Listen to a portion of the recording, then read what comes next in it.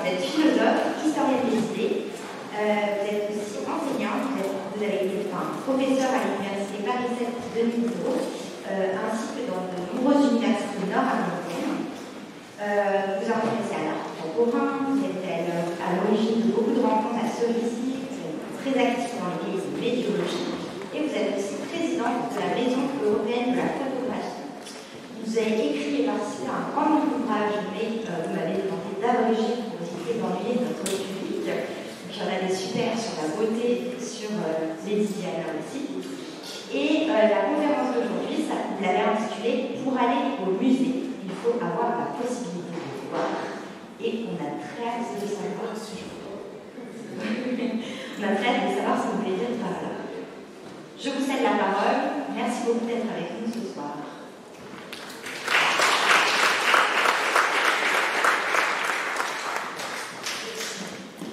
Je ne te cache pas, Jacques, que lorsque tu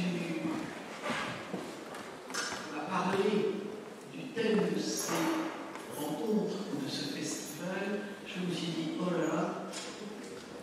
là pour tous, c'est une question de vocabulaire. Alors, évidemment, il y avait sous-titre, La Grande Illusion.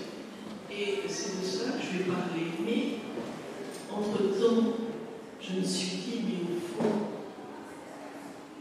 et je songe à ce qu'écrivait Mallarmé, qui a écrit contre l'art pour tous, on appelait d'ailleurs à l'époque de l'art social, plutôt que l'art pour tous, la grande hérésie.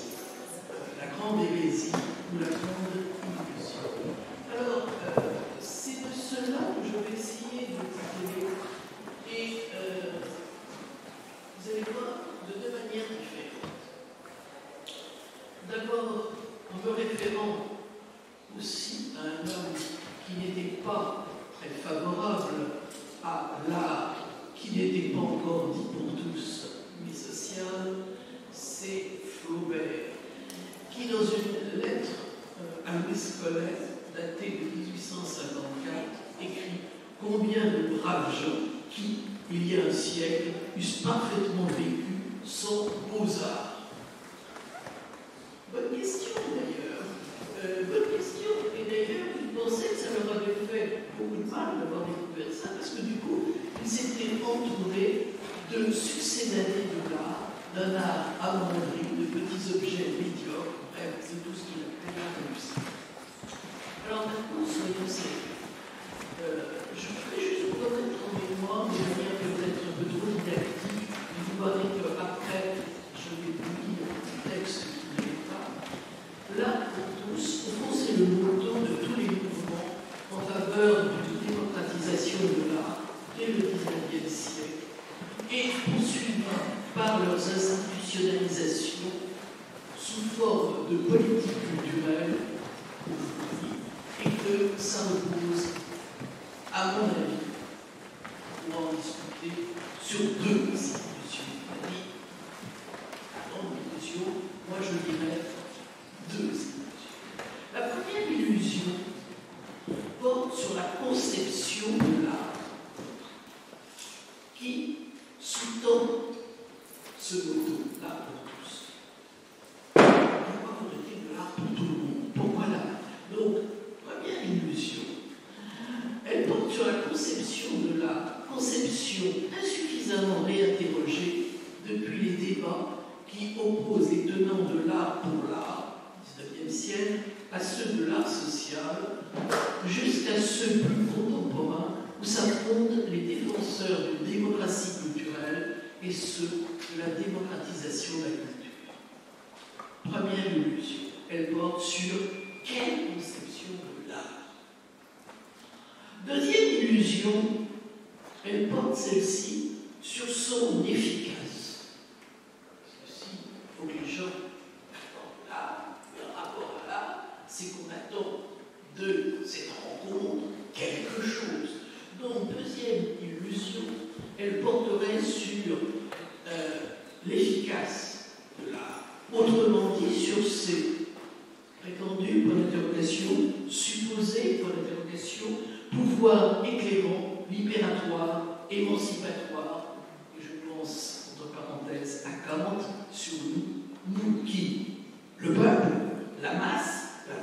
côté des citoyens, point d'interrogation. Sinon, s'il n'y a pas d'efficace, pourquoi en vouloir donner l'accès à tous? Pourquoi un tel programme volontariste que celui de l'art pour tous? Vous voyez donc que ces deux questions, la question de la conception de l'art et la conception de son efficace, ont en fait partie liée. Qu'attend-on de cette ouverture de l'art à tous? Et par quel mode d'action, par quel moyen l'art agit-il ou agirait-il? Par quel biais répondrait-il à cette attente? Ces deux illusions, peut-être peut-il mieux parler de croyance, celle qui porte sur son essence et celle qui porte sur son efficacité, je vous l'ai dit en partie liées. En effet, c'est bien à la survivance sur le mode, je le dis bien aujourd'hui, spectral, ce que j'entends par spectral, sur un mode qui a résisté à tous les gestes iconoclastes des avant-gardes. D'ailleurs, ce qui peut bien, ça a résisté, parce qu'il n'y a jamais d'iconoclasme sans icône. Donc quelque chose qui vient demeurer là-dessous. Donc qui a résisté et qui est la survivance, cette survivance, c'est celle de sa conception sacrée, laquelle lui vient du privilège exorbitant d'avoir été tenu pour le refuge de la transcendance. Ne vous inquiétez pas, après je vous lirai des petits textes. D'avoir été tenu pour le refuge de la transcendance dans une société en voie de désacralisation, telle qu'il apparaît dès les Lumières, et c'est à cause de cela que l'art est censé devoir jouer un rôle dans la constitution d'un corps politique qui doit s'unifier. Vous voyez donc qu'il y a, c'est à cause de cette conception sacrée qui va naître à un certain moment liée à la modernité des Lumières, qu'il va y avoir cette croyance dans le pouvoir unificateur du partage du beau et de son pouvoir. Et je voudrais bien vous indiquer ici la différence entre cette idée de cette sacralité agissante et unificatrice, et donc éclairante, édifiante, etc. Avec la conception classique de l'art, l'art y avait aussi une fonction édifiante, mais cette fonction tenait à sa portée morale explicite. Tartuffe est une pièce de théâtre destinée à édifier. Ce n'est pas, si vous voulez, l'œuvre en tant qu'œuvre qui doit avoir ce nom. Alors, selon cette croyance, dont peut-être, je dirais, le meilleur voyeur, celui qui en a parlé peut-être le mieux, Schiller, donc selon cette croyance exprimée par Schiller, les crises sociales sont résolues par les moyens de l'art. Oui, c'est très fort, hein, cette croyance romantique. Les crises sociales sont résolues par les moyens de l'art et les civilisations sont façonnées grâce aux forces d'émancipation inhérentes à la fonction esthétique. Ce n'est pas le contenu, c'est la fonction esthétique en tant que telle, l'art en tant qu'art. Selon cette croyance, donc, l'expérience esthétique entendue comme ce qui nous est à nous en tant qu'être humain, le plus commun, le plus communément partagé, seul peut réconcilier l'esprit et les sens et donner naissance à une société harmonieuse, équilibrée, juste, accomplie. Il s'ensuit, et je résume très mal, les artistes, voilà les meilleurs artisans du progrès politique comme du progrès tout. D'où encore l'idée que l'art va remplacer la religion dans sa double fonction spirituelle, élévation des esprits comme des mœurs, et dans sa fonction sociale de reliance, c'est-à-dire de relier. Vous savez très bien que religion et relier ont la même racine, religare. Alors tout ceci peut faire figure de vieille lune, mais malheureux, un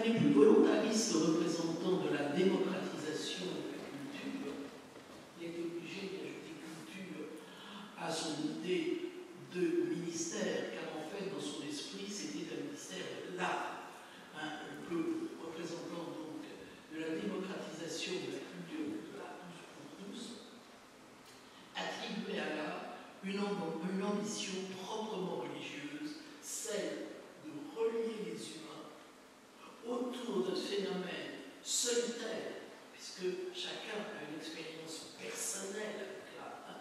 Donc, de relier les humains autour d'un phénomène solitaire et pourtant universel, qui s'appelle l'expérience esthétique.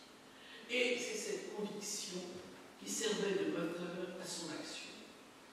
Alors, même si nous nous sentons bien loin de cet humanisme romantique utopique, surtout devant certaines œuvres de l'art contemporain, que je ne voudrais pas ici critiquer, parce qu'on m'accuserait de pencher, discuter tout à l'heure, dans une espèce de gauche qui ne comprend rien, de droite qui ne comprend rien du tout à l'art.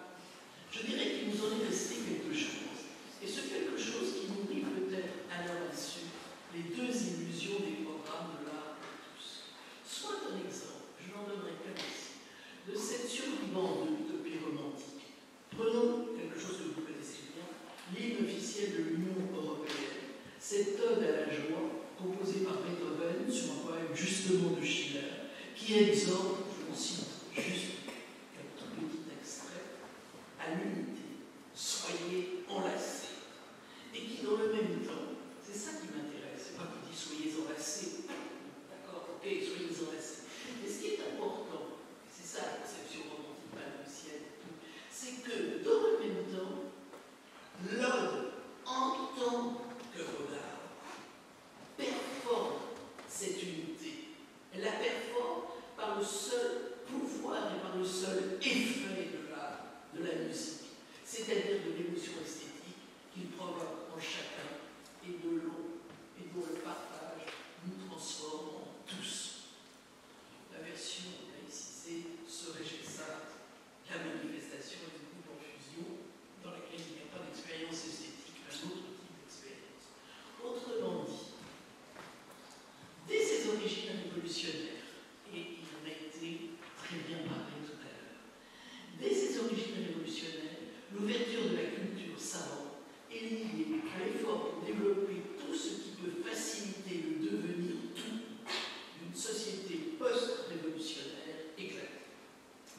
Alors, il est temps de mettre la double illusion sur laquelle, à mes yeux, repose le mot d'ordre de l'art pour tous, à l'épreuve d'un exemple contemporain de son effervescence dans les milieux littéraires, artistiques et politiques du XIXe siècle. Il y avait de violents débats, anarchistes, art pour l'art, socialiste, etc. Alors mon premier exemple, c'est un peu long, mais j'aime beaucoup ce texte, donc je vais essayer de le lire lentement, parce que c'est lui que je voudrais analyser. D'ailleurs, un de mes amis philosophes, plus âgé que moi, hélas décédé, me disait c'est formidable, quand on lit de la philosophie, on se dit bon, très bien, alors je prends une ligne de Kant, et maintenant je la réfère à la réalité. Alors, c'est quoi ça? Alors, il nous dit la conscience, alors et on se rendait compte qu'on arrivait à des absurdités totales qui correspondaient à aucune expérience de la réalité existante. C'est pour ça que j'ai pris un texte justement qui appartient au courant littéraire du réalisme, en fait du naturalisme, puisque c'est un extrait de l'Assommoir de Zola. Je vais essayer d'abréger, mais j'ai besoin de vous le lire, sinon on ne peut pas continuer à développer ce que je veux dire. Alors vous savez que, surprise par l'orage chrétien enfermé chez un marchand de vin, la petite troupe qui constitue la noce de Gervaise ne sait que faire pour tuer le temps. Que faire? Il pleut. Une proposition qui n'emballe personne va être faite. C'est pas très loin. On pourrait aller au musée. Et effectivement, pour aller au musée, le musée dit d'être ouvert. Nous sommes pas très loin, très éloignés de cette ouverture. Alors, on pourrait aller au musée. Il y a des antiquités, des images, des tableaux, un tas de choses, que ça programme alléchant, mais qui nous semble bien séduire les intéressés. Je cite, la noce se regardait, se tâtait, mais faute d'une meilleure distraction, finit par accepter. Et donc, traversant la rue, elle arriva au Louvre. Je lis le passage. Je vous dis en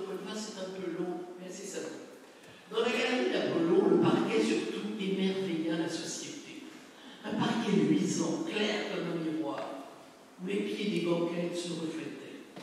Monsieur de Madinier voulait leur montrer les dorures et les peintures du plafond, mais ça leur cassait le cou, et ils ne distinguaient rien. Je sautais pas mal de choses. Cependant, M. Madinier surveillait tout le cortège. D'un geste, il commanda une halte au milieu du salon carré. Il n'y avait là que des chefs-d'œuvre, murmurait-il à demi-voix, comme dans une église. Église, sacralité. On fit le tour du salon. Gervaise demanda le sujet des noces de Cana. C'était bête de ne pas écrire les sujets sur les cadres. Coupeau s'arrêta devant la Joconde, à laquelle il trouvait une ressemblance avec une de ses tantes. Poche et Bibi la Grillade ricanaient en se montrant du coin de l'œil les femmes nues. Monsieur Madinier s'occupait beaucoup de Madame Laurier, qui s'intéressait à la maîtresse du Titien, dont elle trouvait la chevelure jaune pareille à la sienne.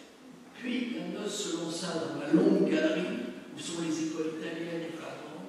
Encore des tableaux, toujours des tableaux, des dessins, des hommes et des femmes avec des figures qu'on ne comprenait pas, des paysages tout noirs, des bêtes devenues jaunes, une débandade de gens et de choses dont le violent tapage de couleurs commençait à leur causer un gros mal de tête. Des siècles d'art passaient devant leur ignorance ahurie. Ce qui les intéressait le plus, c'était encore les copistes qui nous ont vu l'image de la galerie qui nous a été montrée. Puis, et j'en ai terminé, presque, puis la noce se lança dans la longue galerie où sont les écoles italiennes et flamandes. Non, je viens de le lire. Une débandade de gens et de choses, dont le mal de tête, des siècles d'art, etc. Peu à peu, pourtant, le bruit avait dû se répandre qu'une noce visitait le lieu. Des peintres accouraient, la bouche fondue d'un rire.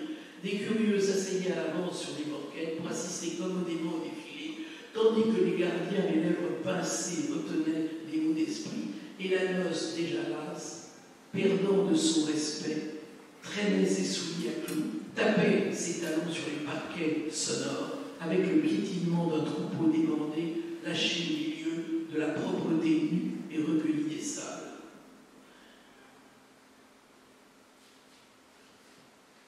On finit, je saute, on les conduit vers une œuvre particulière, la kermesse de Rubens. Et M. Madinier se contenta d'indiquer la toile d'un coup d'œil égrillard. Les dames, quand elles eurent le nez sur la peinture, poussèrent de petits cris, puis elles se détournèrent très rouges. Les hommes les retinrent, rigolant, cherchant les détails orgueillés. Oui donc, répétait Bosch, ça vaut de l'argent. En voilà qui déguenille. Et celui-là, il arrose des pissenlits. Et celui-là, oh, celui-là, ah bien, ils sont propres ici. Fin de la visite. Alors maintenant, reprenons les choses par rapport à ce que je vous ai dit. Vous voyez, cette visite se situe dans les années 1850. Le roman a paru en 1977, mais c'est que le temps des romans de la série des Boubacar est celui du règne de Napoléon III. Donc, la création de ce lieu qui avait pour fin de mettre à la disposition du peuple collection royale et des œuvres d'art confisquées aux émigrés et aux églises datait, comme vous l'avez rappelé il y a peu, du 10 août 1793. Les conventionnels, en employant ce beau mot de peuple, songeaient-ils aux blanchisseuses et aux ouvriers zingueurs? Avaient-ils, dans leur enthousiasme post-abolition des privilèges, réfléchi au fait que l'égalité physique d'accès aux salles d'un musée ne confère, ou plutôt ne donne pas nécessairement accès à l'art? Avait-il réfléchi au fait qu'il ne suffisait pas d'ouvrir à tous les portes d'un musée pour rendre l'art accessible? Avait-il réfléchi au fait qu'il fallait avoir acquis la possibilité de voir par-delà ce qui y est donné à voir?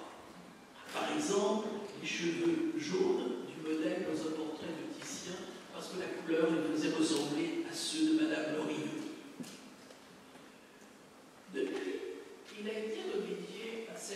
obstacle par les politiques d'éducation et par le souci des médiations. J'en dirai ici pas plus. Toutefois, cette occultation à l'époque, par des élites pleines de bonne volonté, pose la question de l'égalité formelle du droit à la culture.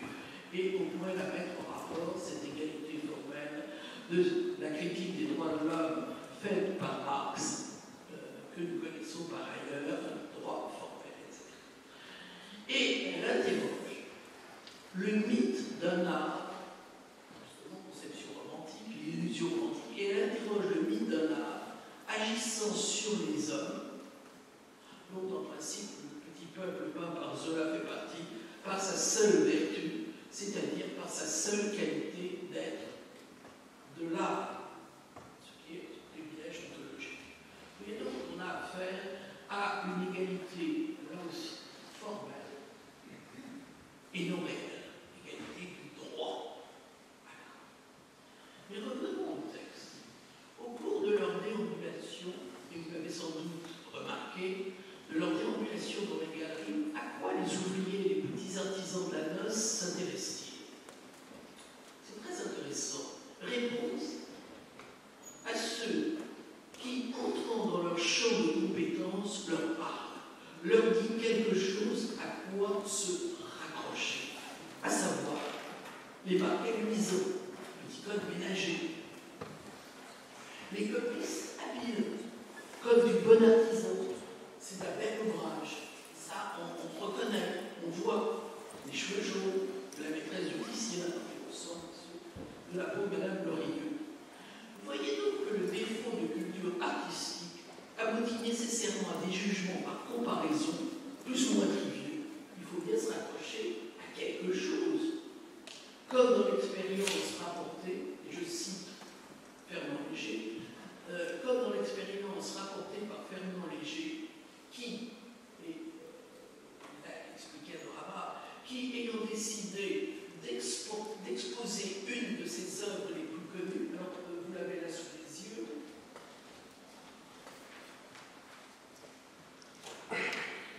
représentant donc des ouvriers sur des poutrelles métalliques, avait décidé de l'exposer dans une usine Renault en 1953. Sous peut-être qu'il fallait que l'art vienne à tous. Si tous ne pouvaient pas y aller, au moins l'art irait à eux. Le principe de Mahomet. Si la montagne ne va pas à Mahomet, Mahomet ira à la montagne.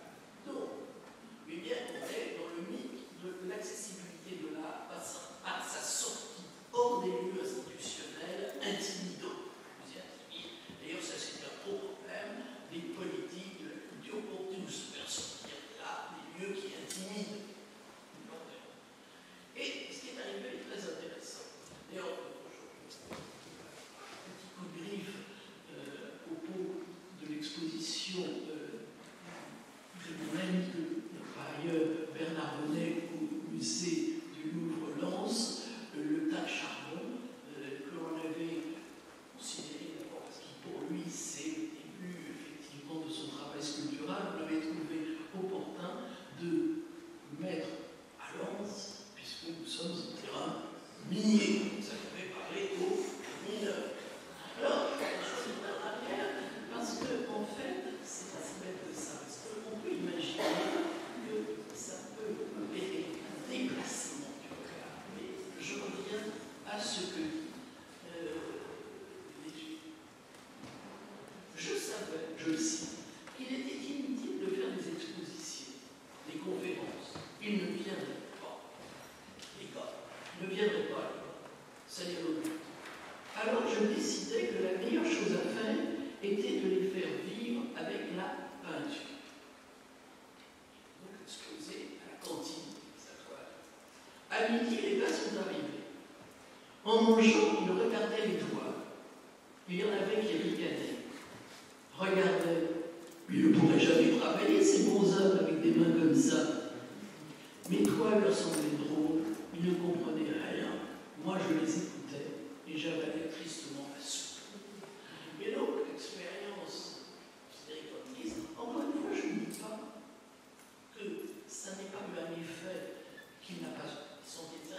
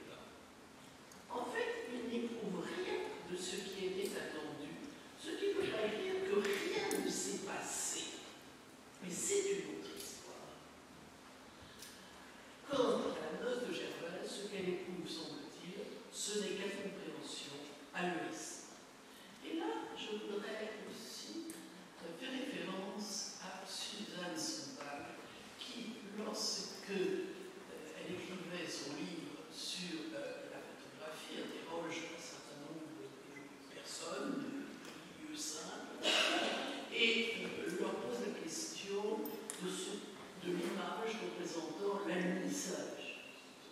Lorsque l'homme est allé sur la Lune. Alors, premièrement, il a donné, on va pousser depuis, les gens acceptaient la crédibilité. Personne n'a cru à l'image. Bon, c'est jamais allé, l'image.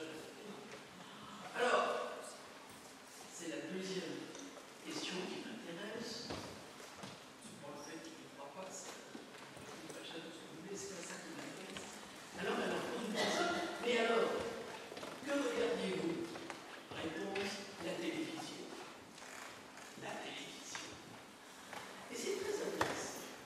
Car cette réponse aurait pu être faite en 1961 lors de la diffusion à une heure de grande écoute des Perses des chiffres. Mais le terme n'était pas alors en usage. Il faut dire qu'il y avait une seule chaîne. Et si ce qui était regardé, ce n'était pas le spectacle édifiant, le spectacle de haute culture, mais cet objet de fierté nouvellement acquis et qui trônait dans le salon. N'oublions pas qu'il y a une concomitance entre cette diffusion sur un médium populaire, l'objet art pour tous sous la forme la plus exigeante, élitiste pour tous, et l'âge de la consommation. Confusion entre médium et médiation. Comme s'il suffisait de l'élargissement du public à la masse pour rendre le contrat d'extension de la culture à tous. Et ceci est un point sur lequel il faudrait s'arrêter.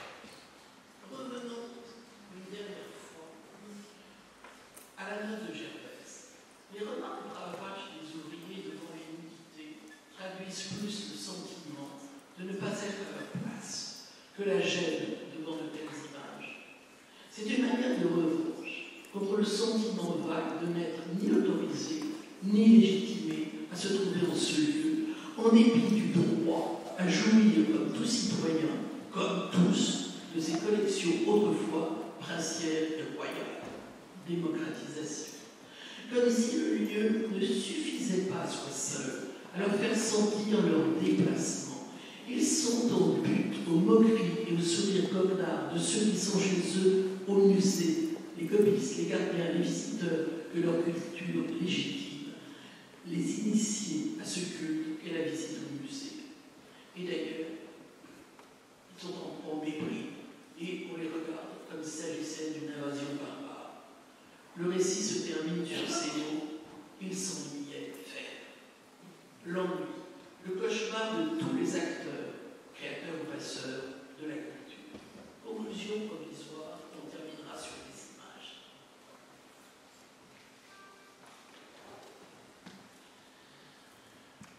Malgré son ouverture, le musée exclut.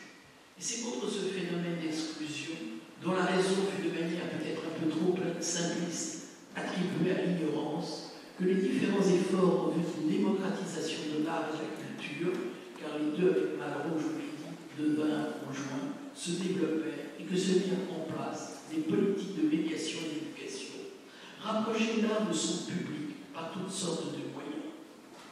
La remarque de Gervaise sur l'absence de notices explicatives accompagnant les œuvres, en l'occurrence les noces de Cana, qui est une marque de l'élitisme, le montre bien.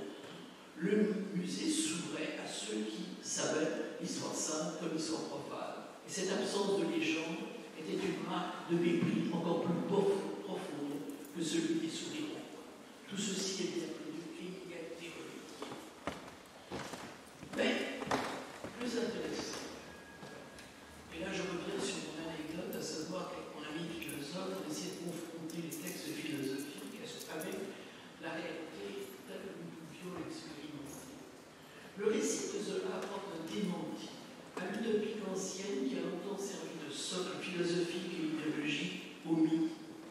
Je préfère ce terme à celui d'illusion, de l'art pour tous, celui de la possibilité d'une communauté esthétique, elle-même fondée sur l'idée d'un partage égalitaire de l'expérience et de la jouissance esthétique.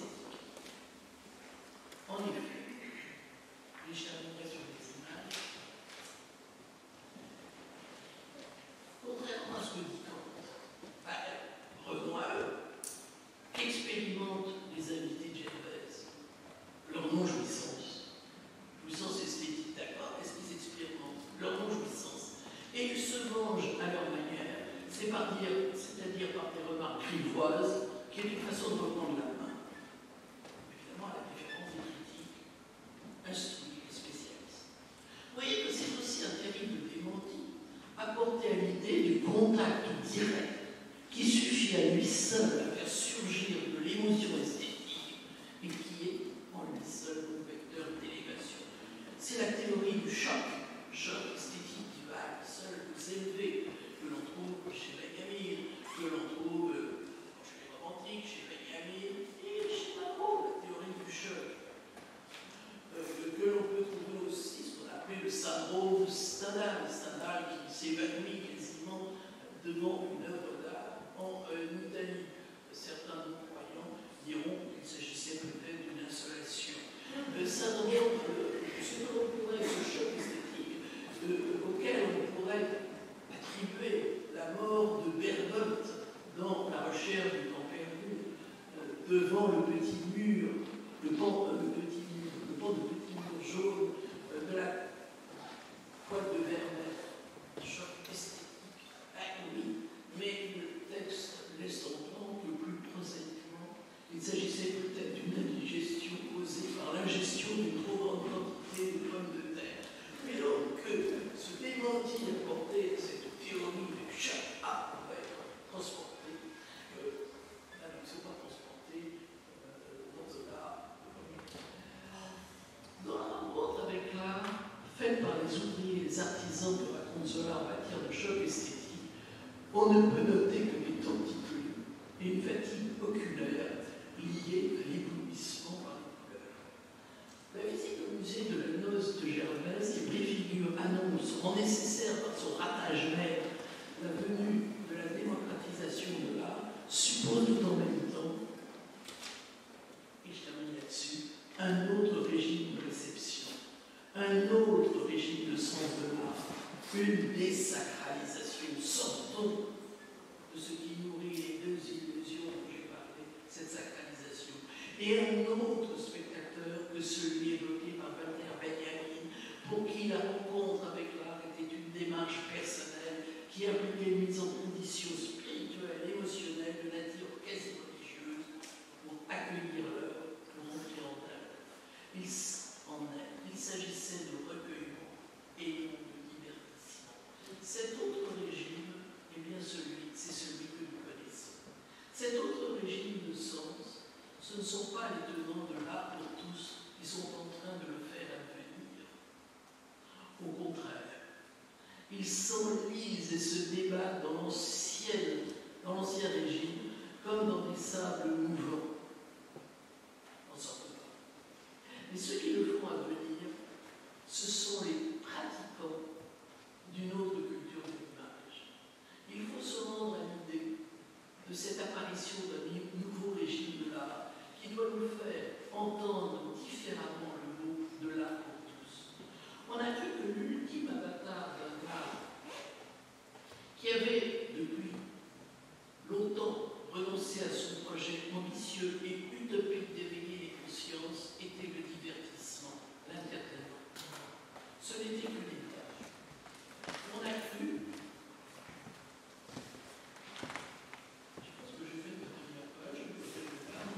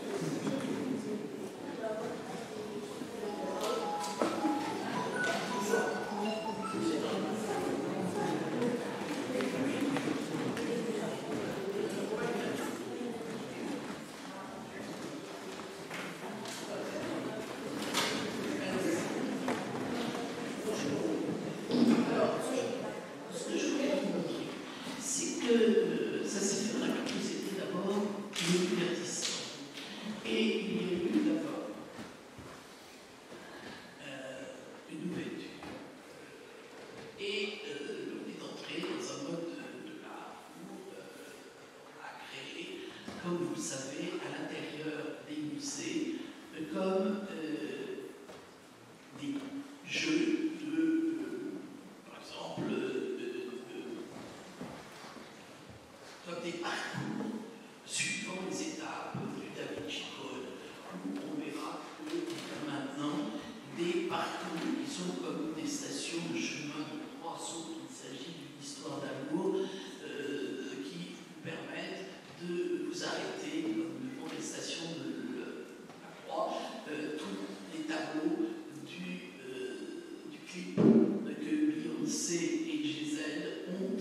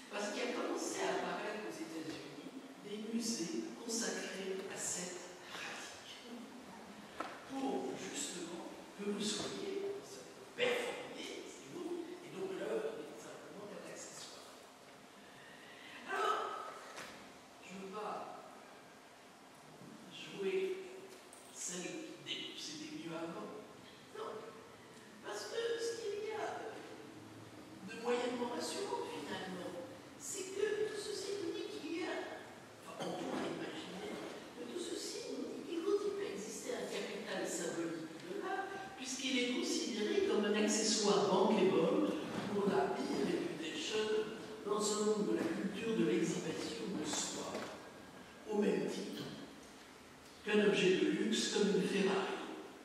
Sauf que c'est rassurant, l'art continue à exister, à garder son capital symbolique. Sauf que ce capital symbolique dont il est question dans tous les exemples que j'ai mentionnés, c'est un capital financier. Et que les œuvres qui sont choisies sont les œuvres les plus chères, celles dont on dit qu'elles appartiennent à tel ou tel milliardaire, etc. Bon, on ne se fait pas photographier n'importe où, mais devant certaines œuvres.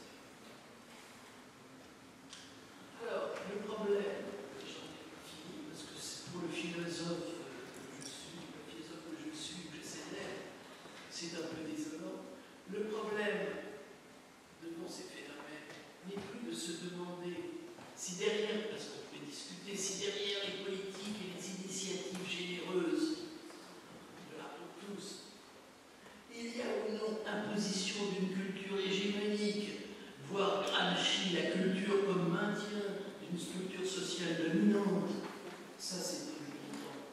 Vous pouvez avoir une position critique. C'était le bon temps de la fonction critique des intellectuels, celui de la dénonciation, qui s'est achevé avec la fin de la société du spectacle et l'entrée dans celle du narcisse festivus et connecté. Enfin, cela étant dit, j'ai lu dans un article savant que notre temps d'attention, le temps d'attention de cet homo festivus connecté, devant un objet futile, c'était considérablement réduit, 8 secondes en moyenne, c'est-à-dire moins qu'un poisson rouge.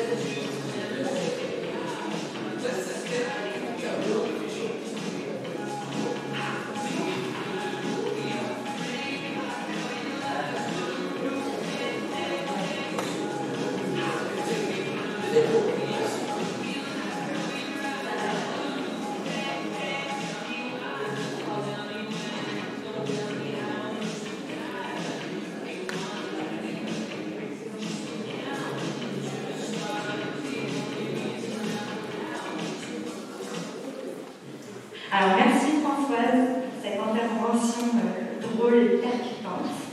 Alors, on va passer à... Ah oui, d'accord. Alors, je réinvite Dominique devant et j'en profite pour inviter aussi pour l'échange M. Luc Jornet, conservateur du Musée des Beaux-Arts. Et j'invite aussi paradoxalement notre Almeda, le conservateur en chef du patrimoine responsable du Muséum d'histoire naturelle de Marseille. Donc on prend quelques minutes, de longues minutes pour un échange, et je serai là après pour passer le micro dans la salle.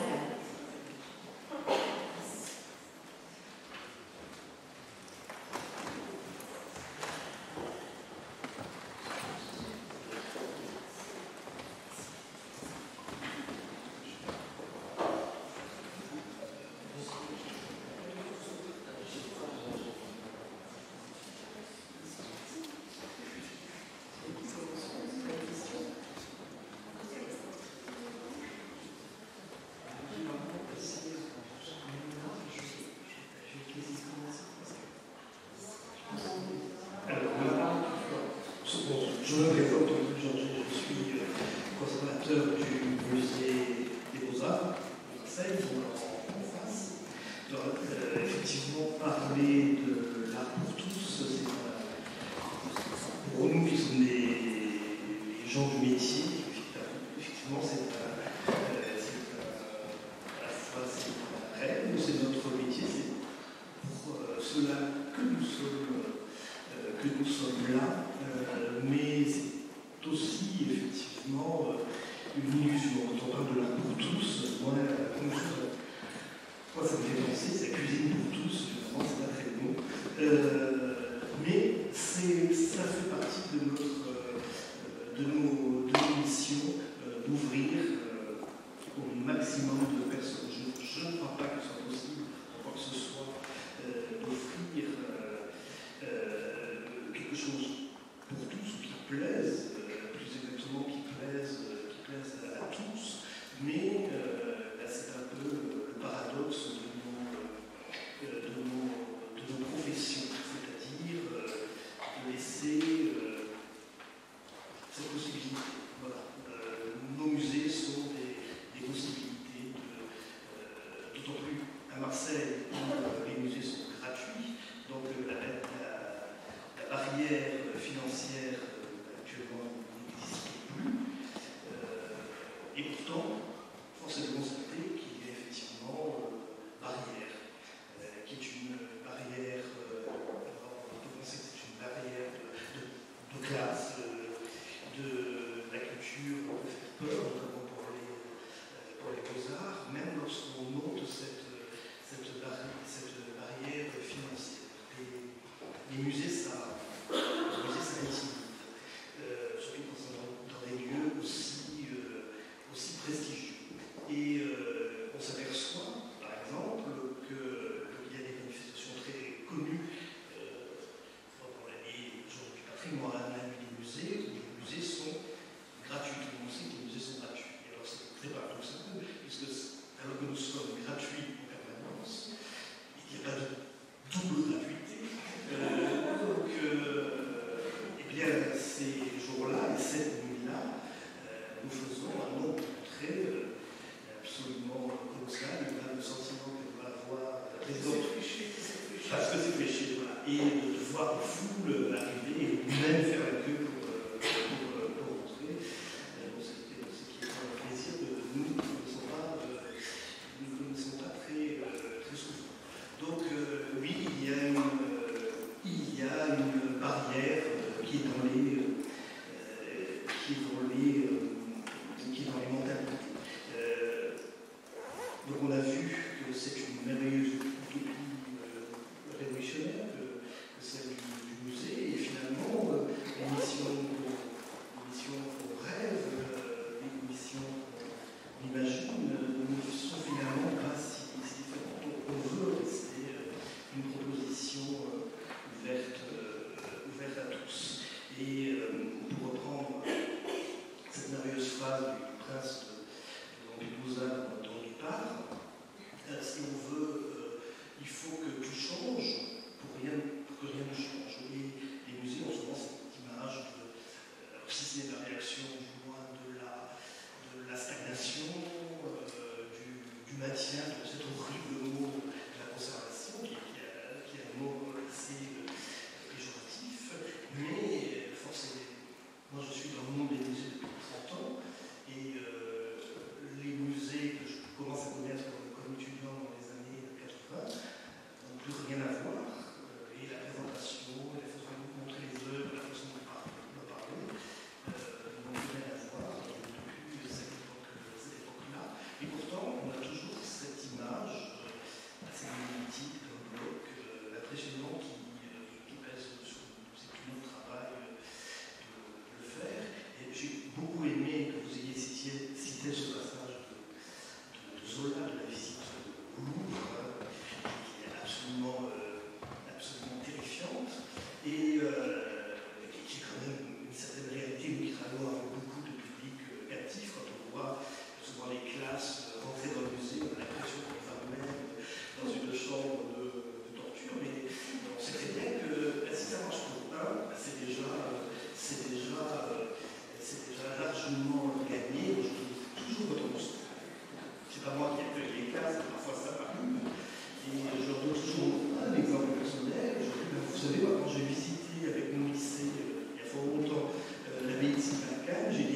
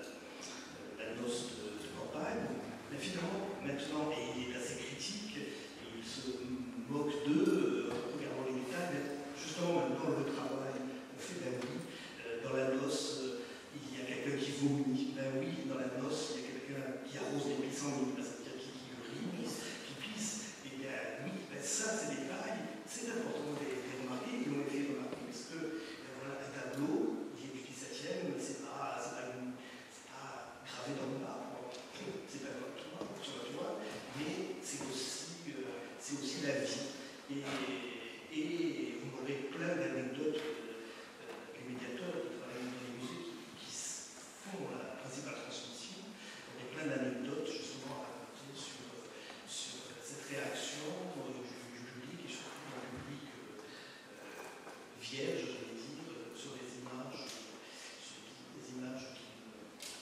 qu'il voit et qu'il découvre.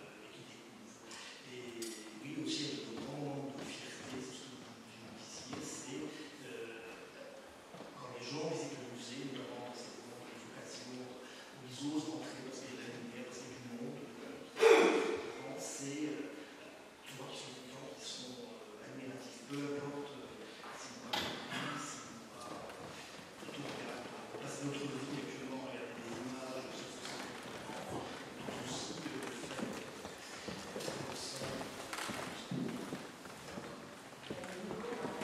oui, l'oreille pour tous.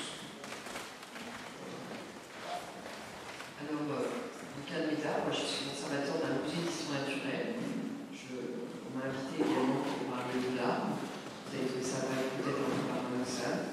Alors déjà, nous, c'est vrai que dans un muséum, on a la chance d'avoir des scolaires qui sont plutôt contents quand ils viennent et qui sont plutôt dans le genre récréation plutôt que salle de torture. Donc déjà, ça facilite un peu les choses.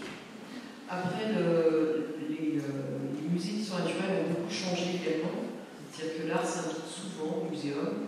Nous avons beaucoup d'actions de création tout au long de l'année. On accueille même des artistes. Alors c'est là où on pourrait effectivement en débattre tout à l'heure, parce que effectivement les artistes que vous avez, justement, est-ce que c'est de l'art qu'on accueille ou de la création artistique, puisque les artistes qui viennent ici, vous ne les trouverez pas dans un musée d'art en fait, parce qu'ils ne sont pas assez chics. Mais il y a des choses qui ont été dites sur lesquelles on se retrouve complètement. C'est pour ça que j'ai pris des notes du long des interventions, où là on se retrouve entre le musée d'art et le musée d'histoire naturelle, parce que finalement, au-delà de l'art pour tous, c'est le musée pour tous, le musée pour toutes et tous. Alors ce que j'ai aimé, et là on se retrouve complètement, c'est un lieu de rassemblement sécurisé, ouvert presque tous les jours. Et là, le musée d'histoire naturelle, c'est pareil. C'est un musée c'est un lieu de rassemblement, et c'est comme ça qu'on vit, et c'est comme ça qu'on construit. C'est vraiment un lieu où vous pouvez venir, la preuve, vous êtes là ce soir, et on essaye toujours de multiplier les occasions de rassemblement. Ce que j'ai beaucoup aimé, parce que c'est comme ça qu'on construit aussi nos expositions temporaires et nos expositions permanentes, c'est une rencontre, une découverte vers l'autre, vers l'ailleurs et vers soi-même. Et dans un musée d'histoire naturelle, ça aussi c'est quelque chose de très important, c'est que, et pour nous il est vraiment fondamental de rappeler que l'espèce humaine fait partie d'un tout, qui vit sur une planète avec d'autres espèces vivantes, dans un environnement naturel, avec un climat, des sols, des montagnes, la mer, et que tout ça vit ensemble et que nous vivons sur cette planète. Et pour nous, il est vraiment important de rappeler que nous vivons dans ce milieu et on va à la rencontre de ce milieu pour mieux se rappeler à soi-même. Ça, c'est vraiment quelque chose qu'on va trouver également ici. Ce qui est intéressant, et c'est là où on peut effectivement débattre et on attend vos questions, c'est que effectivement, nous, dans les musées, on arrive à bouger, à donner de la place pour les nouvelles idées, les nouvelles découvertes, la recherche telle qu'elle se fait, que ce soit en histoire de l'art, en archéologie ou en sciences naturelles. Peu importe. La question qui se pose aujourd'hui, c'est est-ce qu'on est capable de bouger pour faire la place à nos publics et aux attentes de ces publics? J'espère qu'on y travaille, en tout cas, ça c'est sûr, et c'est des questions qui se posent, et n'en doutez pas, on ne bouge pas seulement pour nos chercheurs et avec nos chercheurs, mais aussi avec les attentes que vous, public, nous ramenez. Alors après, on va nous dire, effectivement, vous êtes là ce soir et vous avez des attentes. La question, c'est quelles sont les attentes de ceux qui ne viennent pas. Ce qui est certain également, c'est qu'un musée, certes, il y a le gros mot conservation, il y a presque le gros mot collection, parce que c'est pas la mode de faire des collections peut-être, mais en même temps, c'est un lieu qui se visite sans être uniquement dans le présent, mais d'interroger le passé pour questionner le présent et surtout dans un muséum, l'avenir. Nous, la question et tout ce qu'on essaye de traiter, c'est comment on comprend ce qui s'est passé, pour mieux comprendre où on est aujourd'hui et où est-ce qu'on veut aller et comment on veut y aller. L'espace de récit, ça c'est clair aussi. Je pense que quel que soit le musée que vous visitez,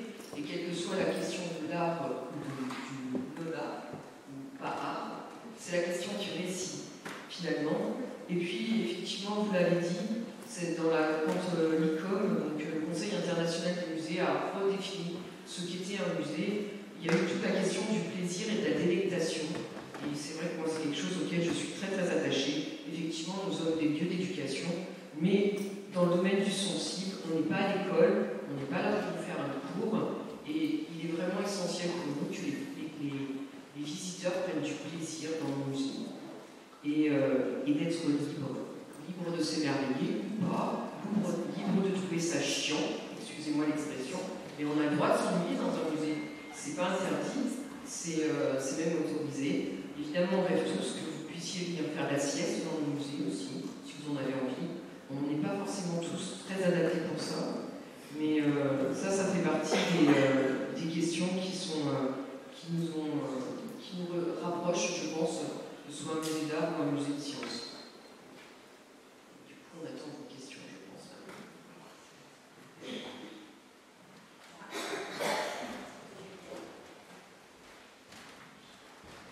Bonjour, merci beaucoup.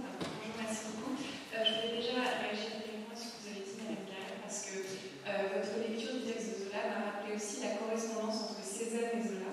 Quand Zola écrivait son livre L'œuvre, il a adapté un peu la figure du peintre, et où Cézanne lui dit constamment: tu ne comprends rien à l'art, tu es un ignare, tu es un mauvais critique.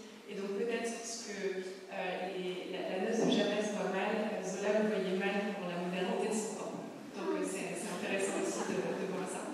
Et l'autre chose que je voulais dire, c'est je me pose aussi la question, on parle aussi des scolaires et la médiation, c'est très important, mais moi je suis professeure de lettres et il suffit qu'on me lise un livre au lycée pour le détester. En fait, il y a une génération de gens qui ont appris à détester des œuvres parce qu'ils l'ont lu dans un contexte scolaire. Donc je me pose aussi la question de si c'est pas une réaction naturelle de parler de genre de torture, parce que finalement ce dont parlait aussi Madame Fillot, c'est le plaisir du musée, est-ce que c'est pas aussi se perdre, de ne pas être dans le parcours et de tomber sur justement l'œuvre qui n'a pas la petite icône de l'audioguide, qui n'est pas spéciale et qui devient une partie de notre musée personnel. Donc voilà, je me pose la question si finalement la médiation c'est une illusion perdue d'avance lorsqu'on est dans le cadre de l'obligation scolaire. Juste sur. Merci d'avoir rappelé ce rapport. Zola, son vieil ami de Aix, Cézanne, et on sait très bien que l'apparition de l'œuvre a suscité une brouille entre les deux amis. Maintenant, il est assez difficile, quand on connaît l'œuvre de Cézanne, de considérer que l'artiste, qui a tout de même une conception assez symboliste à la fin de son art, représente ça. Maintenant, l'idée que Zola ne voyait pas, alors qu'il était relativement instruit, il s'intéressait à Manet, il s'intéressait aux impressionnistes, oui, elle est toujours là. On ne voit pas tout, on ne voit pas tout, mais on voit peut-être mal, et on ne voit peut-être pas ce qu'il y a à voir, et on voit peut-être autre chose. Par rapport à ça, je rejoins complètement ce que vient de dire François. C'est compliqué Zola par rapport à l'art, parce qu'il a raté Cézanne, il n'a pas raté Manet, donc tout ça c'est compliqué de toute façon. On peut regarder Baudelaire, qui n'a pas raté Delacroix, mais qui a complètement raté Manet, tout ça est assez compliqué. C'est aussi à faire de personnalité. Mais je pense que, c'est ce que je disais tout à l'heure, je crois qu'il faut résister à l'explication de tout. Je pense que c'est certainement, le musée n'est pas l'école. Ça c'est quelque chose que je dis toujours. C'est essentiel que les enfants viennent au musée. Et par contre, qu'on emmène les enfants au musée comme ce qu'on attend de la salle de classe, ça c'est absurde. Vraiment absurde. Je pense que c'est quelque chose qui nous a amené très loin dans les années 70-80 et un peu 90, c'est-à-dire de superposer les programmes scolaires et les programmes de visite. Ça c'est pas une idée. L'idéal, c'est qu'en fait, on amène les enfants au musée peut-être avec l'école, mais en leur disant, ben voilà, fais ce que tu veux, écris un poème, gribouille sur ton carnet, fais la sieste, enfin voilà. Et c'est ça, en fait, l'idéal. Et c'est pas du tout, évidemment, ce que les programmes des inspecteurs d'académie vous poussent à faire, là, comme enseignant, je le sais bien. Mais je pense qu'il y a la nécessité absolue de résister à l'originalité complète d'une œuvre. Je suis spécialiste de Courbet, sur lequel je travaille depuis presque 35 ans. C'est très long. Aujourd'hui encore, quand je vois une œuvre de Courbet, notamment par exemple une de celles qui est la plus célèbre, qui sont la série des les Fourneau, les Gros de la Noue, c'est tout nous raconter, etc. Bah, c'est pas tout à fait vrai, parce qu'à chaque fois, je vois quelque chose que je n'ai pas vu, à chaque fois, je m'interroge sur ce que je n'ai pas compris, à chaque fois, je remarque une couleur que je n'avais pas envisagée. Donc, je veux résister à cette intelligibilité complète de l'art, et notamment des beaux-arts, enfin, moi, la peinture, la sculpture, auquel je range aujourd'hui la photographie, évidemment, mais toutes les expressions artistiques. C'est-à-dire que il n'y a pas cette littéralité-là du tout. C'est pas leur objectif. Il y a un effet de sidération, il y a un effet d'émotion, il y a un effet d'interrogation pour tous. Et c'est vrai que le musée exclut. Vous avez raison, par essence, hein, parce qu'il est, malgré tout ce qu'on a montré Françoise et moi, de cette volonté politique très forte d'inclusion, c'est répété depuis la Fondation de la République française. Et malgré tout, le musée continue à exclure. Mais il continue à exclure aussi parce qu'on lui a beaucoup superposé, notamment en France, le modèle didactique et scolaire, qui à mon avis est gravissime et qui n'existe pas ailleurs. Je vais juste, pour m'arrêter parce que je suis trop longue, je prends l'exemple, je prends l'exemple notamment de quelque chose qui s'est passé à la Chevalier où ils ont fait une opération qui était assez amusante, qui ont fait venir, vous savez, concerne un des tournesols de Van Gogh, ils ont fait venir celui qui est au musée Van Gogh d'Amsterdam. Ce qui était d'ailleurs intéressant pour le histoire de l'art, parce que j'ai vu l'exposition, quand on voit les deux côte à côte, on se rend compte qu'ils ne sont pas du tout semblables. Alors quand on les a, même l'histoire de l'art, quand on les voit séparément, on a l'impression qu'ils sont semblables. Donc ça, c'est intéressant. Mais la manière dont ils l'ont valorisé, ça c'est quelque chose qu'on n'aurait jamais fait en France et qui était génial. Ils l'ont valorisé en faisant dire pendant toute la durée de l'exposition des jumeaux. Mais des jumeaux, enfin, de 4 à, je sais pas, 99 ans, je ne sais pas quel âge ils avaient, c'est moi tout à l'heure, je sais pas exactement. Et qui justement racontaient leur histoire. Et ça, je pense que ça dit des choses sur ce rapport à l'art, alors que nous, on aurait fait venir des enfants pour leur raconter Van Gogh, le post-impressionnisme, le symbolisme, l'expressionnisme du soir, bref. Et juste, c'est ça, je pense qu'il y a quelque chose là. Le musée n'est pas l'école, le musée est un terrain d'aventure et d'expérimentation. Oui, j'irai dans votre sens. Je regrette, je n'ai pas de reproduction de cette œuvre. A été exposée à la Maison européenne de la photographie une vidéo absolument passionnante d'une artiste. C'est mon signe en nom, comme on dit aux États-Unis, son nom m'échappe, John Bonnekel. C'était les enfants qui avaient été mis au musée et visiblement on leur avait dit de choisir un tableau et puis de dessiner. Et la vidéo montre une petite fille, étrange d'ailleurs, isolée du groupe, elle est assise par terre et elle dessine. Et elle regarde, c'est tout ce qu'on voit, elle regarde.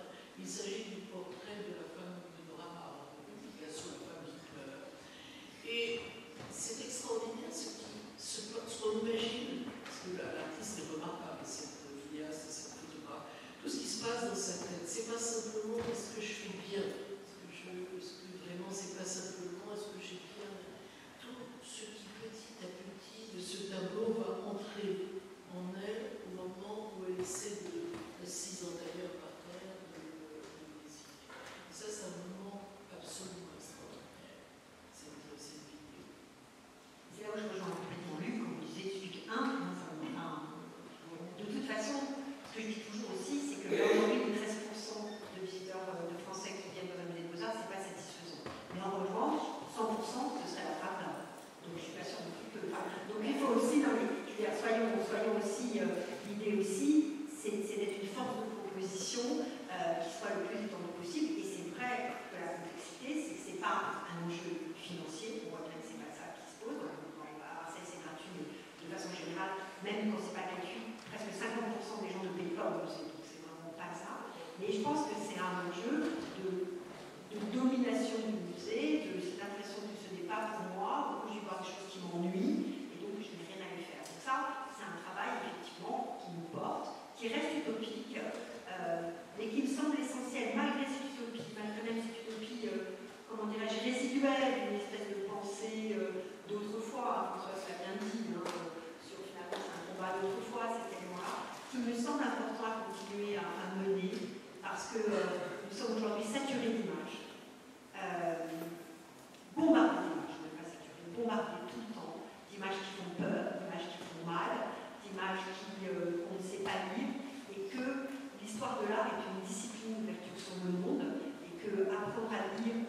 images dans un musée, ça aide aussi à lire les images comme elles sont envoyées. Ne serait-ce que de ce point de vue-là, je pense que ça vaut le coup de continuer à porter cette folie du mythe. Moi, je préfère effectivement mythe que voilà, ce mythe de l'art pour tous, mais qui est quand même toujours un peu là malgré tout, qui n'est pas né avec Voici Manglas, avec Malraux, qui est quand même quelque chose qui revient de manière régulière dans la pensée de l'humanité et qui aujourd'hui est plus nécessaire que jamais, parce qu'on a plus jamais besoin de l'art et de ce regard sur le monde pour essayer de voir des images qui nous démarquent et qui nous font peur.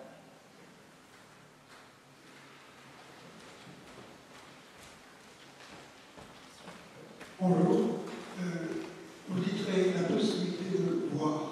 Est-ce que la possibilité de voir, c'est pas la connaissance? Autrement dit, on peut déplorer, me semble-t-il, l'absence absolue d'enseignement de l'histoire de l'art dans l'enseignement secondaire.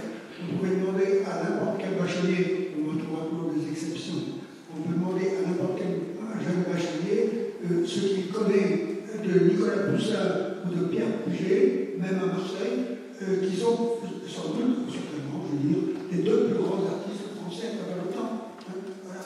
Alors comment se fait-il tout le monde connaisse un peu les noms de Molière ou de Victor Hugo, parce qu'on vient de parler, ou de Zola, mais les noms de Poussin, et je passerai les artistes de la Renaissance et autres, c'est invraisemblable. Je suis complètement d'accord avec vous, ce débat de l'inscription de l'histoire de l'art dans l'enseignement secondaire, c'est quelque chose qui est porté depuis longtemps.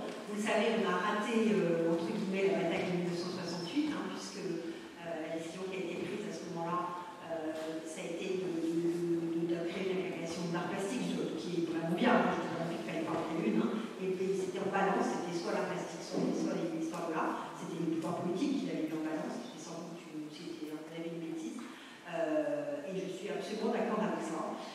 Maintenant, on est toujours là, il faut évidemment continuer à porter ce débat. Ce qui n'empêche malgré tout, c'est que cette connaissance, c'est celle de l'école, et le musée reste pour moi toujours un espace de liberté et de désir. Et évidemment, que ce soit enseigné à l'école, c'est absolument indispensable. On n'a pas arrêté, il y a eu encore, j'ai fait partie de ceux qui ont participé à un débat à l'Académie des sciences morales et politiques pour faire une sorte de supplique. C'est moi qui appelle ça une supplique, parce que c'est comme ça que je la ressentais au président de la République pour les enjeux de culture générale et notamment portant sur l'histoire de l'art. Je ne sais pas si ce sera fructueux, en tout cas, c'est pour le but de cette année, 24. Et je t'accorde. Après, Poussin Puget sont des artistes remarquables, ils font partie des plus grands, est-ce qu'ils sont les plus grands artistes français? Mais c'est une histoire de juste pour vous, ça c'est juste pour rien, parce qu'évidemment, on peut tout savoir, c'est chanté.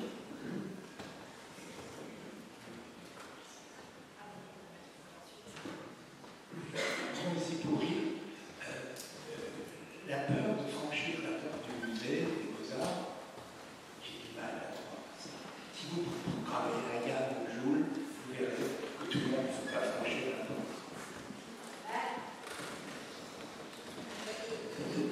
Avec le parcours Beyoncé, etc., ou David Chico, ils ont franchi la porte, je veux dire. C'est plus compliqué, c'est-à-dire que je rejoins ce que disait Luc, ça marche pour l'événement. Ils viennent quand il y a Jules, ils viennent quand il y a rien, parce qu'on a programmé, on a eu, on n'a pas eu, c'est pas nous, on n'a pas eu les Jules ou la gamme, mais on a eu comme ça le Mickey, voilà. Donc ils viennent pour l'événement, ça c'est sûr, ils sont très nombreux. Mais après, ils ne viennent pas forcément. En fait, c'est ça la complexité. Ils viennent parce qu'il y a une musique, par exemple, il y a une Mickey, ou la Jules ou la gamme, voilà. Moi j'adore la part. Mais en fait, il n'y a même pas. C'est-à-dire comment on fait, et c'est ça la complexité. C'est-à-dire qu'il y a quelque chose là, et il y a eu d'ailleurs récemment toute une étude faite par nos collègues du Centre des études du ministère de la Culture sur comment penser la temporalité de la corporation. Ça, c'est pas du tout. On n'arrive pas à s'y dire en fait. Mais encore quand ils viennent, par exemple,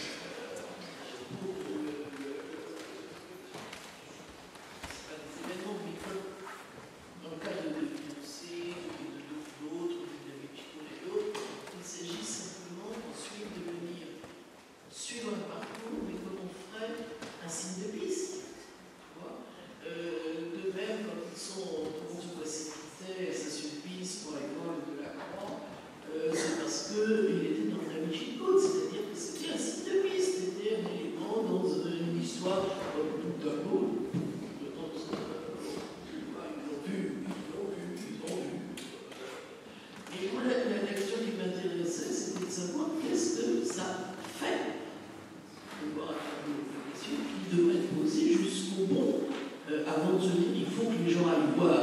Ben oui, il faut qu'ils aillent voir pour que ça leur fasse moi. Or, c'est un sous-entendu que ça fait quelque chose de bien. C'est cette illusion à laquelle il faudrait peut-être s'attaquer.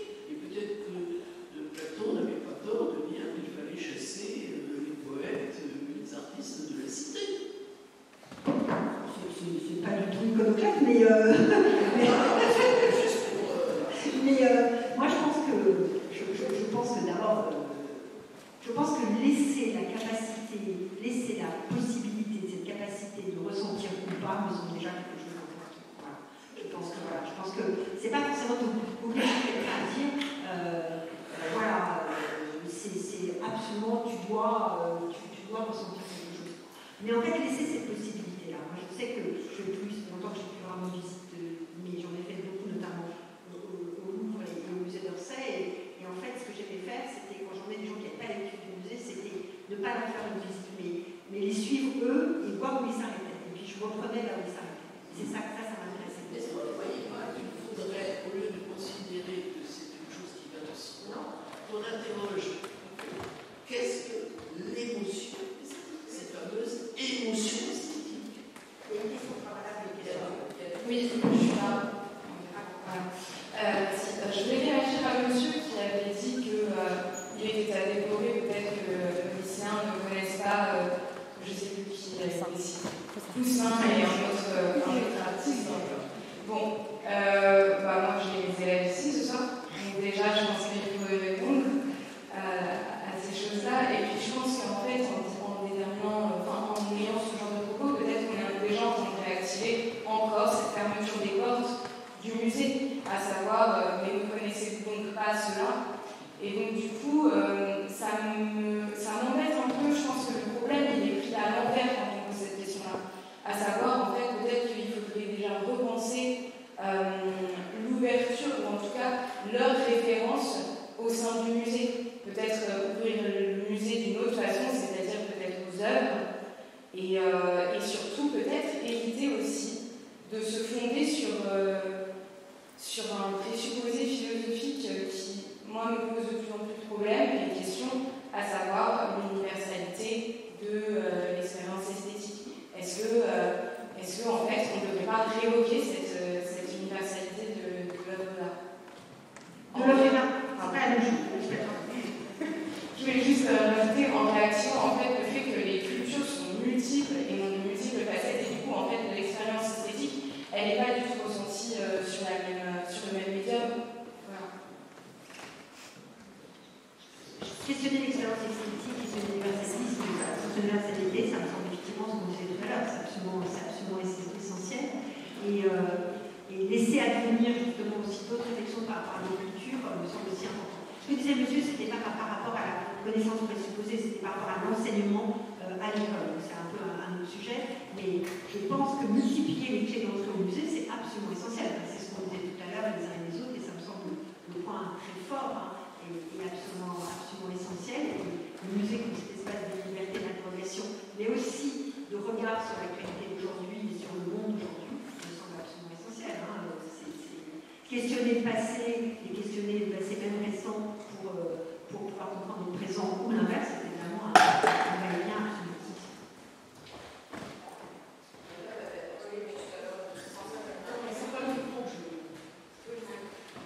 Il y aura une question après et déjà, bonsoir. Je voulais répondre à monsieur et en même temps faire un lien entre un muséum et un musée d'art. C'est que il a été montré que les jeunes Américains reconnaissent plus d'1 millier de logos d'entreprises et reconnaissent largement moins d'une centaine de végétaux et animaux qui les entourent. Donc ça ne touche pas que l'art. Moi, je voulais avoir votre position par rapport à une approche que j'ai croisée dans un musée, au musée des Beaux-Arts de la ville de Rouen, où à côté d'un tableau, il y avait un long panneau pour expliquer que ça avait été l'affaire du siècle parce qu'un conservateur du musée avait repéré ce tableau qui était attribué à un peintre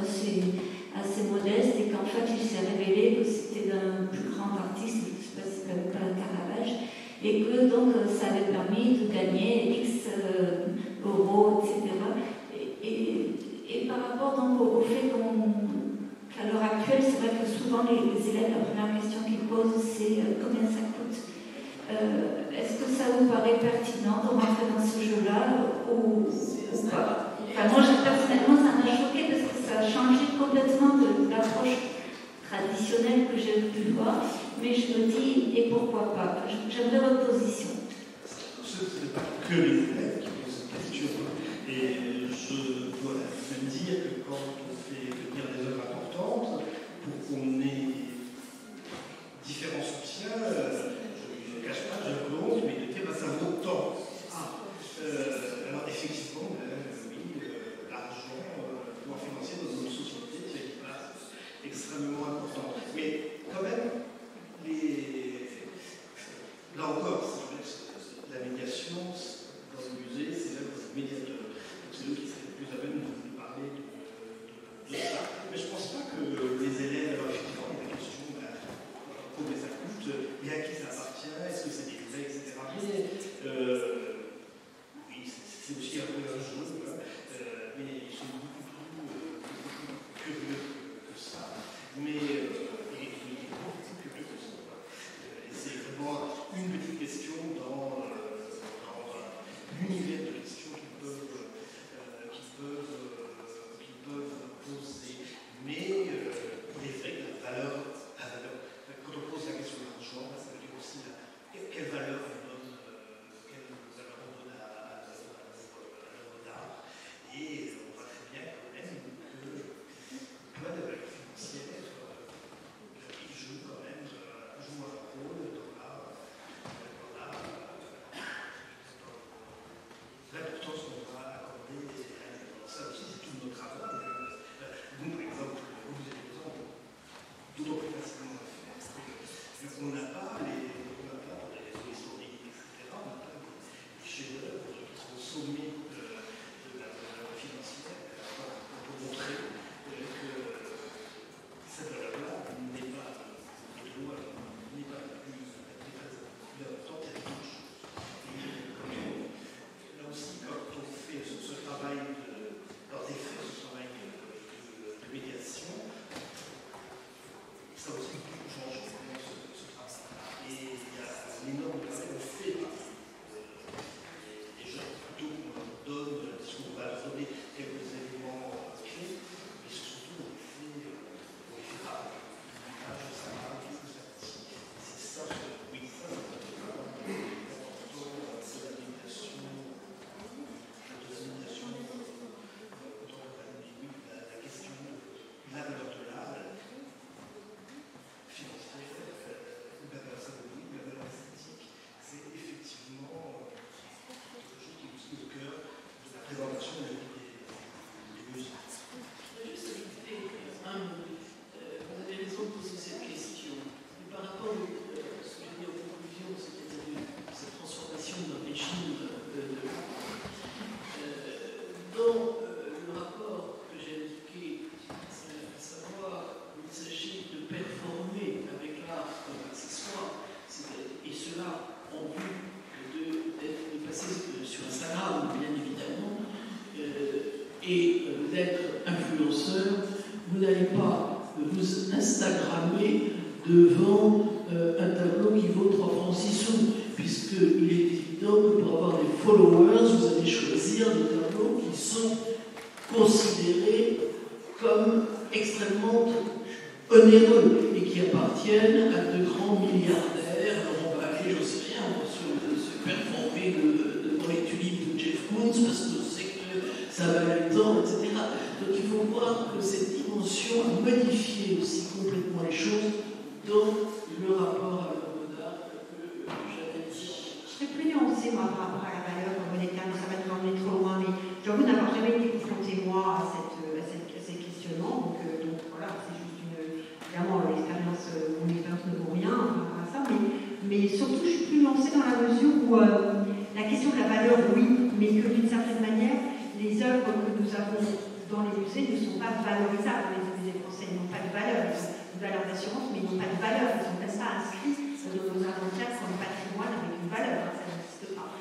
Donc, d'une certaine manière, ce qui me semble intéressant, de la valeur symbolique et effectivement de la manière dont ces valeurs symboliques qu'on veut emporter avec soi. Et peut-être que je serais moins sévère que je l'aurais dit il y a quelques années sur ce qui est Instagrammable, alors que ça m'a beaucoup agacé, parce que d'une certaine manière, finalement, cette appropriation, c'est quand même déjà une première démarche vers quelque chose. Voilà.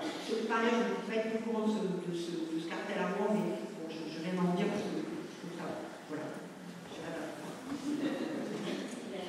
Oui, bonjour. Je suis médiatrice en art contemporain dans un musée depuis 23 ans, donc sur le terrain. Et ce qui me mène encore, c'est de faire bouger les objets du musée. C'est-à-dire que vous parlez de proximité des regards, d'intérêt de ces regards, sauf que pour l'instant, nous, experts des objets, quels qu'ils soient, on s'y intéresse très peu à ces regards. On a quelque chose de très descendant et on a très peu d'écoute des regards. Donc je pense vraiment qu'il faut arrêter ce fonctionnement patriarcal vis-à-vis des pauvres gens et savoir écouter l'intérêt artistique. C'est-à-dire qu'il ne s'agit pas de... Il faut que ça soit physique ou scientifique, que les regards des gens aient un intérêt pour nos objets de musée et savoir regarder les regards avec l'intérêt. Complètement ce point de vue, hein, c'est ce que je disais sur le rapport à l'émotion, et c'est par exemple, ça devrait être loin, ce qu'on a fait à Lens, où dans l'exposition exil, il y a une participation des habitants eux-mêmes, et avec un choix par rapport à ça. Mais je suis complètement, je pense que c'est l'enjeu d'inclusion et de reconstruction. On le fait souvent pour répondre à la notion politique, mais peu pour se dire que ça a un intérêt pour moi. Si là, on estime qu'il n'est pas dans la préfac de l'objet, on voit. Alors, très sincèrement, j'ai répondu aucune injonction politique. Oui, voilà. Et donc là, c'est pas du tout. Voilà, ça, c'est pas du tout. Mais honnêtement, je pense que vous avez raison. Et je pense que questionner l'émotion par rapport au regard, comme certainement le disait tout à l'heure le professeur de ses élèves, ou des élèves, me semble évidemment absolument important de toute façon. Et c'est pour ça, je pense que ce rapport à l'émotion, au plaisir, au désir, aussi impropre avec éventuellement ce qui nous ennuie. Et moi, je veux dire, il y a des choses qui m'ennuient dans les films. Juste pour revenir sur le travail de québécois de civilisation qui ont fait vraiment le travail avec le public, et ça va dans le travail de l'école. Alors, j'ai dit qu'il n'y avait plus de questions. Il y a deux lycéens et lycéennes qui veulent prendre la parole. Du coup, je propose que vous posiez chacune vos questions. Ensuite, on passe les réponses. Il y en a une ici. Donc, moi, je prends la parole parce que je trouve que l'obligation n'est pas forcément un barrage pour l'élève. Par exemple, mon prof de seconde, mon prof de français, nous a obligés d'aller au théâtre et ça m'a vachement plu. Il m'a obligé de lire une dizaine de livres également. Ils m'ont tous énormément plu et je suis énormément appréciée. Donc, je trouve que c'est quelque chose assez bien parce que ça ouvre les yeux. Et il y a également le fait que c'est le tableau Instagrammable. Je trouve, moi si je prends une photo d'un tableau d'un musée, je le prendrai et que je le posterai, je le prendrai pour que les gens voient que je suis utile, que je suis pas forcément pour les followers, juste parce que ça me plaît et que je le mets sur les réseaux. Voilà.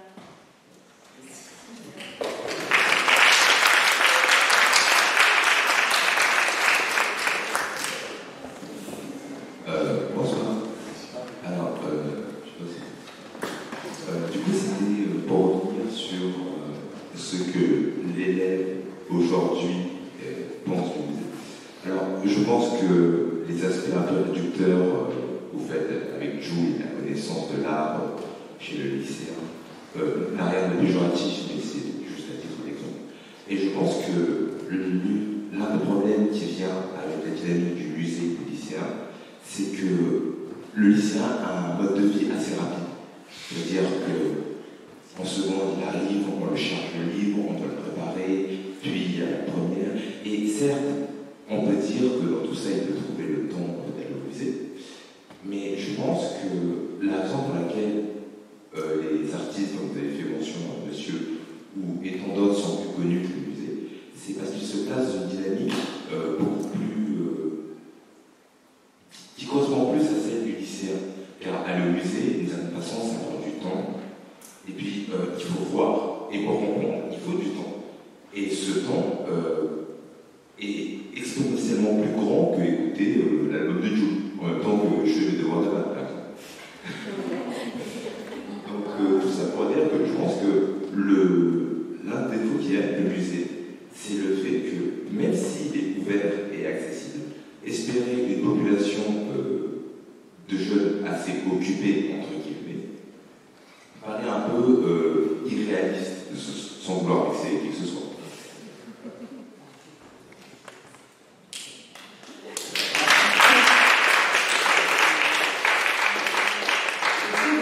Moi, je pense que 10 minutes de contemplation, allez, un quart d'heure de contemplation par semaine, ça peut faire du bien.